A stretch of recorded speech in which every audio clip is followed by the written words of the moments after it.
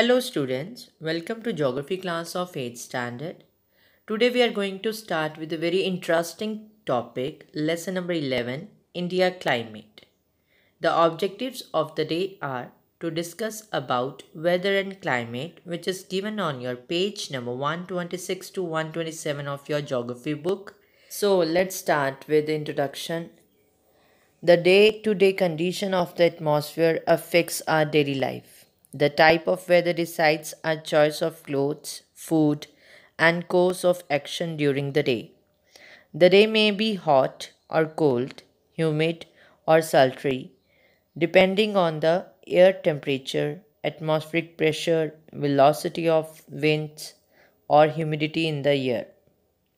The term weather should not be confused with climate, though they are very closely related to each other in study of meteorology and climatology.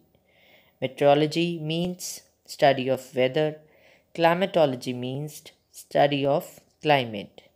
We do not say that today the climate is hot or cold, but we do say the weather is very chilly today or very sunny or hot day. So, weather is the name given to the day to day conditions of the atmosphere which surrounds the earth.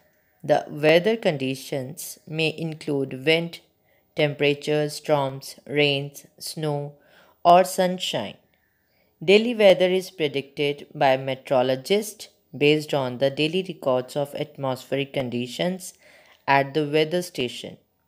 Meteorologist, a person who study about the weather forecasting.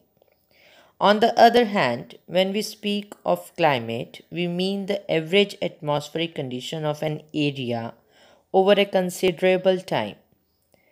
For climate averages, a minimum period of 35 years is desirable. Example, seasons. So, students, the climate is defined as the average weather conditions of the temperature, atmospheric pressure, winds, humidity, and precipitation of a large area over a long period of nearly 30 years. So, let's start with the book reading. Take out your page number 126 of your geography book, chapter number 11, India climate. Climate includes the weather conditions prevailing in an area or region in general or over a long period. Prevailing means existing at a particular time. It is a comprehensive collection of numerous data pertaining to weather such as temperature, pressure, winds, rainfall, etc. The word comprehensive means large scope and pertaining means related or applicable to. Both the weather and climate are the basic elements of the natural environment. Although the Tropic of Cancer confines between the tropics and subtropics goes through the middle of India, yet the greater part of the country is considered as climatically tropical. In brief, we can say that India is a land of sharp climatic contrast. Weather refers to the day to day changes in the conditions of the atmosphere at any place. The atmospheric conditions include temperature, rainfall, wind, humidity, sunshine, cloudiness, dryness, heat, etc. Weather is never static. Static means lacking movement. In the same city, even or a small area, the weather can vary tremendously. Tremendously means to a very great extent. It may be sunny in one part of the city while it may rain heavily in the other part. So, students, in simple words, weather is a mix of events that happens each day in our atmosphere. Weather is different in different part of the world and changes over a minutes, hour, days and weeks. Next is climate. Climate means the average weather conditions prevailing at a place recorded over a long time period. Thus, climate is generally defined as the average state of the weather conditions, temperature, rainfall, wind, humidity, sunshine, cloudiness, dryness, heat, etc. over a long time period. For climatic averages, a minimum period of 35 years is desirable.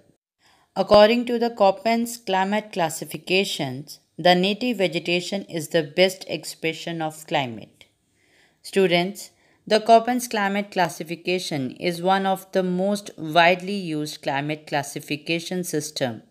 It was first published by the German-Russian climatologist Vladimir Köppen in 1884.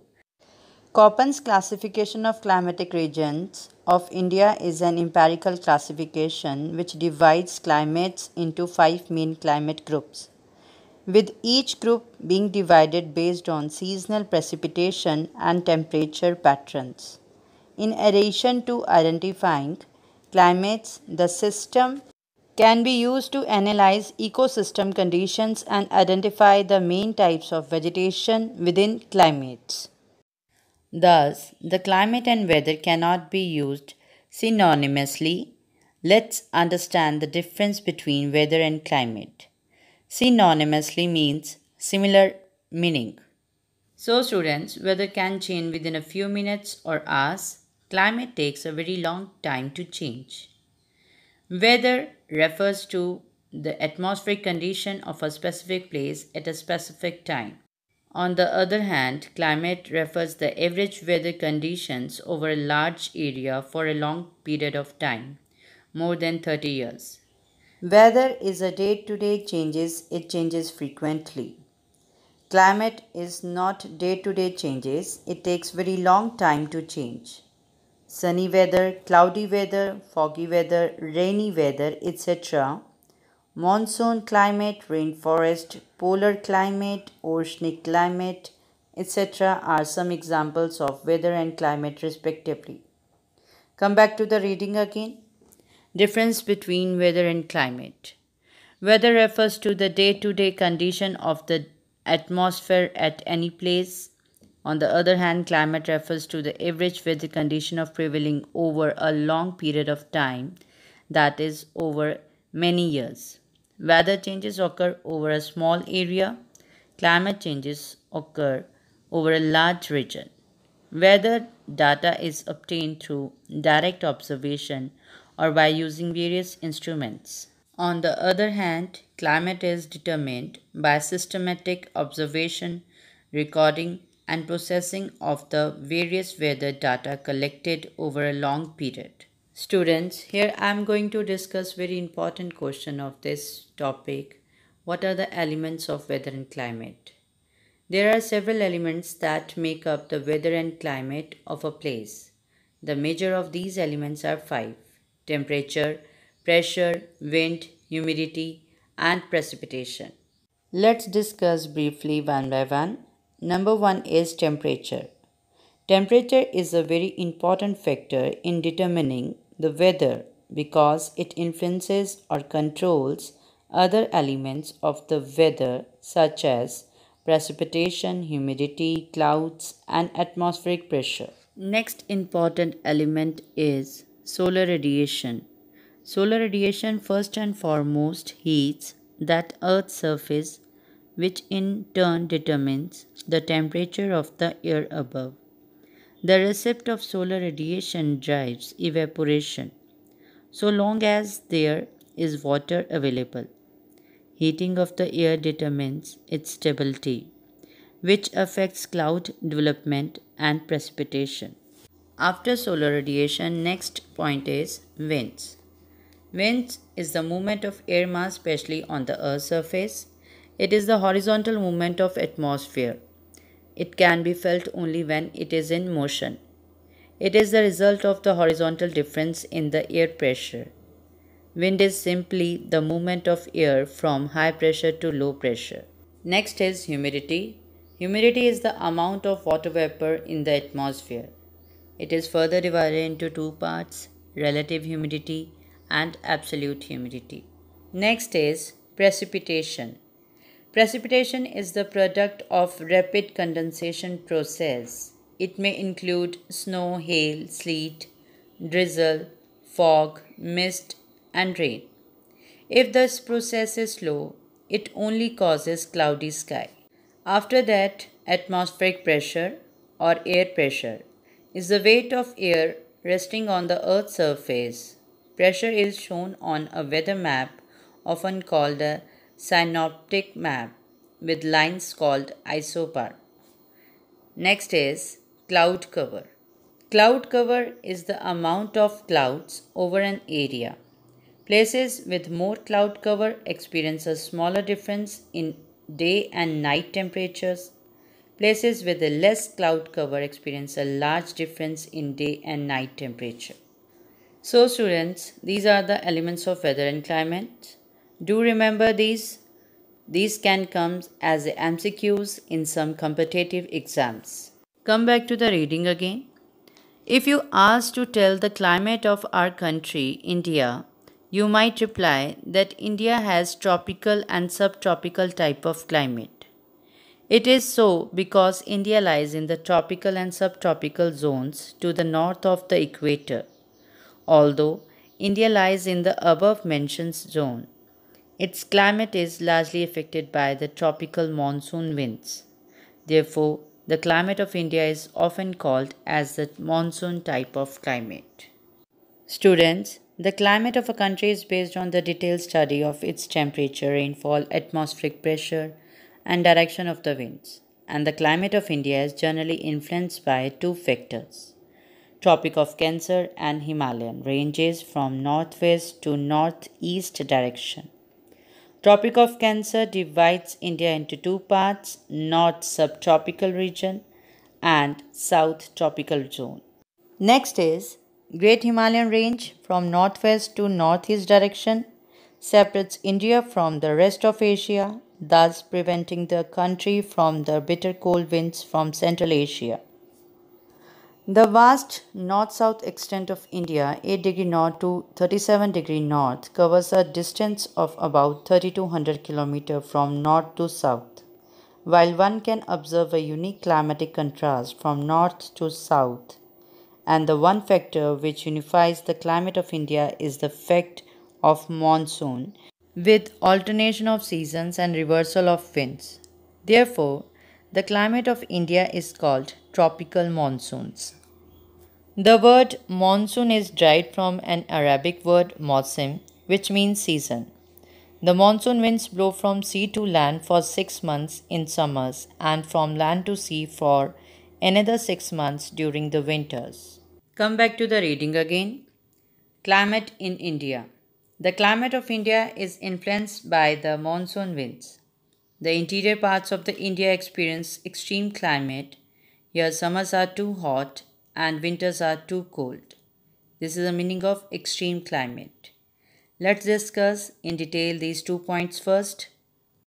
Students, as we know, the word monsoon owes its own origin to an Arabic word mausim, meaning season. These winds reverse their direction seasonally.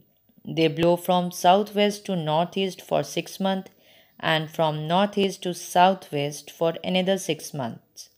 Hence, they are called southwest monsoon and northeast monsoon. Next point is the interior parts of India experience extreme climate because they are away from the equator, therefore experience extreme type of climate, very high in summers and low in winters. Come back to the reading again. The coastal areas have mild or moderate climate due to the effect of oceanic waves. These areas are neither very hot nor very cold. Students, water has a higher heat capacity than soil and rock. So the ocean takes much longer to heat and to cool than the land. And due to the land and sea breeze, the coastal areas have mild or moderate climate. Next point is India receives more rainfall during summers. The monsoon winds blowing from sea to land bring heavy rainfall in the country. During winters, India remains cold and dry because at that time winds blow from land to sea. Students, during summer solstice, the sun shines directly overhead at the Tropic of Cancer. Mainland of India experience intense heat during the month months of March to May.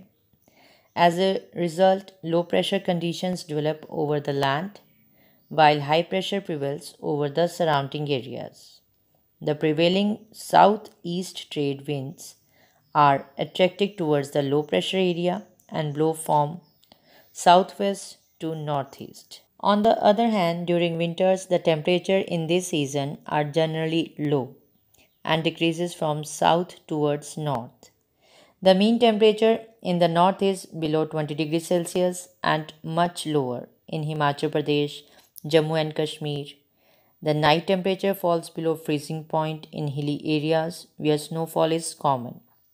So, offshore winds start blowing towards the low pressure areas in the Bay of Bengal from northeast to southwest.